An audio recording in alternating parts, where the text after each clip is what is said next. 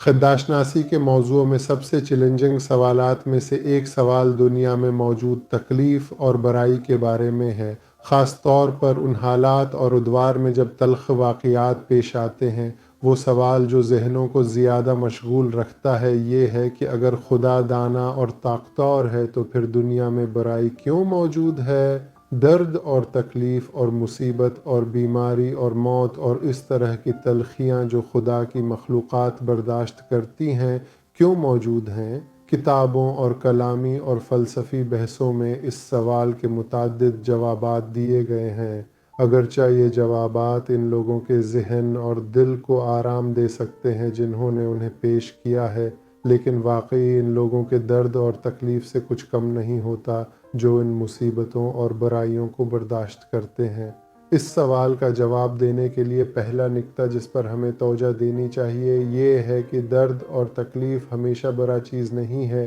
ہم خود کئی بار زندگی میں رضاکارانہ طور پر درد اور تکلیفوں کے پیچھے جاتے ہیں تاکہ زیادہ بھلائی اور اچھائی تک پہنچ سکیں۔ مثلاً جو شخص اپنے آپ کو جراحی کے عمل میں ڈالتا ہے یا سخت مشقوں کی مشکل برداشت کرتا ہے یا کمیاں قبول کرتا ہے تاکہ بڑی کامیابیوں یا صحت تک پہنچے اور بہتر نتائج حاصل کرے، وہ ان درد اور تکلیفوں کو برا نہیں سمجھتا بلکہ انہیں ایک بڑی بھلائی کا مقدمہ سمجھتا ہے اور اس وجہ سے ان مشکلات پر رضامندی دیتا ہے۔ لہذا ہمیشہ اور ہر جگہ درد اور تکلیف برا چیز نہیں ہے، لیکن یہاں ایک اہم سوال پیدا ہوتا ہے اور وہ یہ ہے کہ عام مخلوقات کے بارے میں ایسی بات قابل قبول ہے اور ہم بہت سے درد اور تکلیفوں کو قابل توجیہ سمجھتے ہیں کیونکہ ہم مجبور ہیں کہ انہیں برداشت کریں تاکہ زیادہ بھلائی تک پہنچ سکیں، لیکن خدا کے ساتھ تعلق میں کیا آپ یہ دعوی نہیں کرتے کہ خدا مطلق دانا اور مطلق طاقتور ہے؟ اگر خدا ہر کام پر قادر ہے اور سب کچھ جانتا ہے تو پھر اس نے دنیا کو اس طرح کیوں نہیں بنایا کہ اچھائی تک پہنچنے کے لیے درد اور تکلیف کی ضرورت نہ ہو؟ اس نے دنیا کو اس طرح کیوں ڈیزائن کیا کہ کچھ لوگوں کو اتنی مشکل اور تلخی برداشت کرنی پڑے تاکہ شاید کسی نتیجے تک پہنچیں یا نہ پہنچیں؟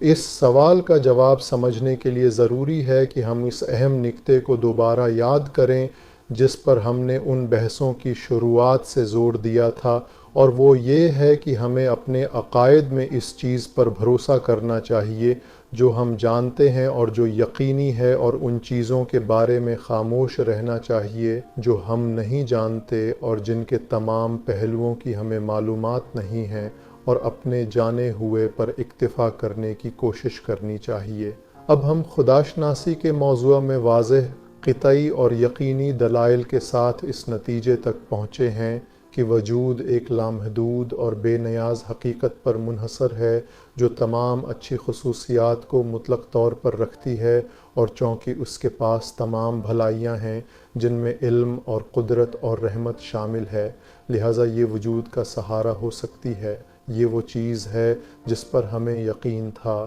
اب اس یقین کے ساتھ ہمیں ایک سوال اور ابہام کا سامنا ہے کہ یہ مطلق حقیقت جب دانا اور طاقتور ہے تو اس نے دنیا کو اس طرح کیوں نہیں بنایا کہ اس میں تکلیف اور برائی موجود نہ ہو؟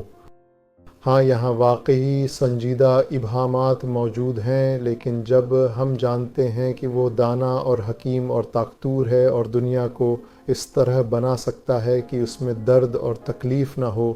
تو یہ امکان موجود ہے کہ اس نے کسی حکمت کی وجہ سے دنیا کو اس طرح بنایا ہے۔ مثلاً یہ امکان موجود ہے کہ اس نے لامحدود بھلائیوں کو مدنظر رکھا ہے جن تک پہنچنا مشکلات برداشت کرنے اور تضادات اور تکلیفوں اور برائیوں کے وجود کے بغیر ممکن نہیں۔ صرف اس طرح کے امکان کا موجود ہونا کافی ہے کہ ہم اپنے اسی یقین پر بھروسہ کریں اور جو نہیں جانتے اس کے بارے میں خاموش رہیں اور اسے اسی کے حوالے کر دیں۔